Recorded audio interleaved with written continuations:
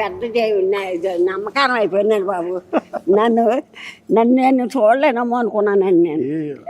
నేనే వద్దాం అనుకున్నా కానీ వస్తే మీకు మీ ఇంటికి వస్తే ఇలా కూర్చోలేము కదా.